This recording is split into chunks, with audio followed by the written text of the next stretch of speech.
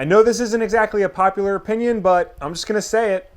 I think Ant-Man is one of the 10 best films in the Marvel Cinematic Universe. Come at me, bro. I think it's a really unique movie, especially amongst its brethren. It has a great cast, really creative action sequences. It was the first real out-and-out comedy that Marvel had ever done, take that Ragnarok, and it acted as a nice palate cleanser to the big-ass Avengers movie that had preceded it. And from the look of things, Ant-Man and the Wasp is going to be more of the same, right down to the palate cleanser part. He might not be the most popular hero in the Marvel Cinematic Universe, but he was never really the most popular hero in the Marvel comic book universe either. Now, he was an important character, especially the Hank Pym version, but neither Pym nor the current / movie version Scott Lang was ever at the same level as Spider-Man or Captain America and so on. He's never really been a comic book headliner. He's had his odd solo series here and there, often paired with the Wasp, including one coming real soon for Mark Waid and Javier Garron. But nothing ever really seemed to last for any significant length of time. The closest we ever got to a good, long-running Ant-Man series was in 2015 to coincide with the release of the first film. This series, in fact. As luck would have it, though, it's one of the best Ant-Man stories around. Marvel has something of a habit of re-releasing and relaunching comics in order to coincide with the release of their films.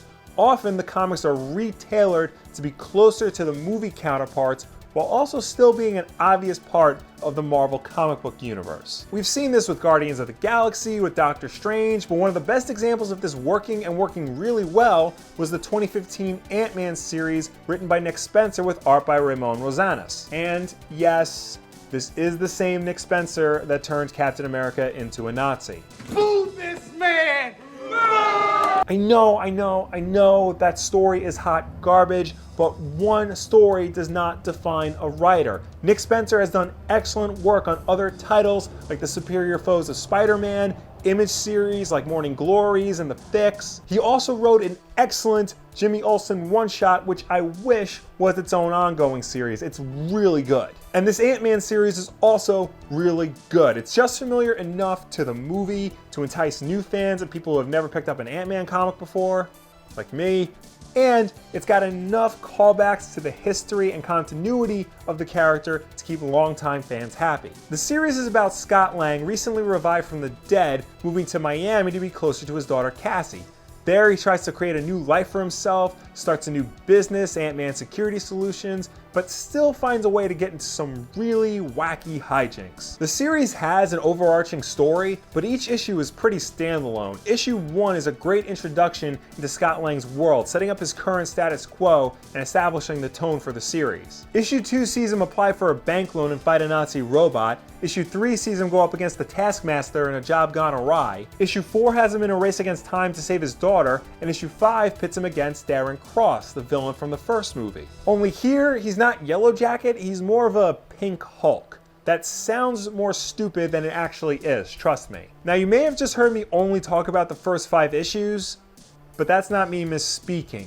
This series only lasted for 5 issues, 6 if you want to include the annual. See, Ant-Man fell victim to another one of Marvel's really bad habits, canceling a series really quickly and then relaunching it with a new number 1. The first issue of the Astonishing Ant-Man was released in October of 2015. That's in the same calendar year that the previous Ant-Man series debuted in. This series was still written and illustrated by Spencer and Rosanas, and it feels like a natural continuation of the previous series, so it really didn't make any sense for Marvel to just cancel the series, stop it completely, and then relaunch it again a few months later. But overall, it's a good thing that nothing really changed between Ant-Man and the Astonishing Ant-Man. The new series kept the same high quality that the previous series had. Nick Spencer created a fun, relatable hero in Scott Lang. He's down on his luck, he's doing his best to provide a good life for his daughter, but just can't quite quit some of the bad habits he's had since his criminal days. The writing is very sharp, quick, and funny. It's not so much trying to ape the humor style of the movie, but rather just be a very good, fun read. And Ramon Rosanas' art perfectly complements this. Combined with the color work from Jordan Boyd, it calls to mind similar work from Chris Samnee or Doc Shanner. It looks clean and bright, while also classic and timeless. I was really surprised with how much I liked this series. I think part of it is because of how light it feels. A lot of modern superhero comics can feel very heavy in terms of action, drama, tone, and continuity. But not Ant-Man. The series is upbeat, funny, and like I said before, it doesn't bog the reader down with a lot of continuity and history, while at the same time it doesn't ignore that history as to not to upset longtime fans of Scott Lang.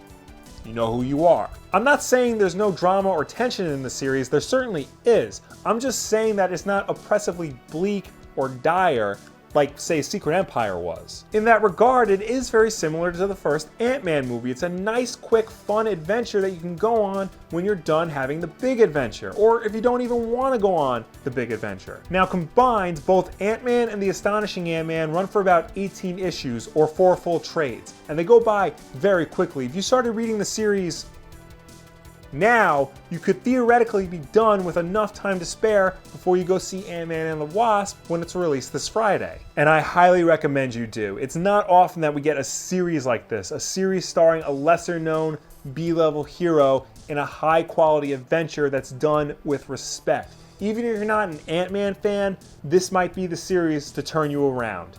It was for me. Have you guys read the Ant-Man run by Nick Spencer and Ramon Rosanas? Did you enjoy it? What are some other Ant-Man stories that you would recommend? Let me know down below or anywhere on the internet. I'm serious about those other Ant-Man stories, by the way. Right now, this is my definitive take on it, and I would like to know more. In the description below, I put Amazon links to the trades for Ant-Man and the Astonishing Ant-Man, both physical and digital. And good news, everyone, the digital versions are currently on sale until July 9th. You get the Kindle and Comixology versions of the entire series for less than 20 bucks. Come on. Of course, guys, new videos every Tuesday and Wednesday night at 9 p.m. Eastern. This is Wulff Den Live, so subscribe to see all of that. Like this video and share it with a friend who doesn't think there are any good Ant-Man stories out there. Show them this video, and hopefully he or she will be completely surprised that there is. Thank you all for watching. I will see you next time.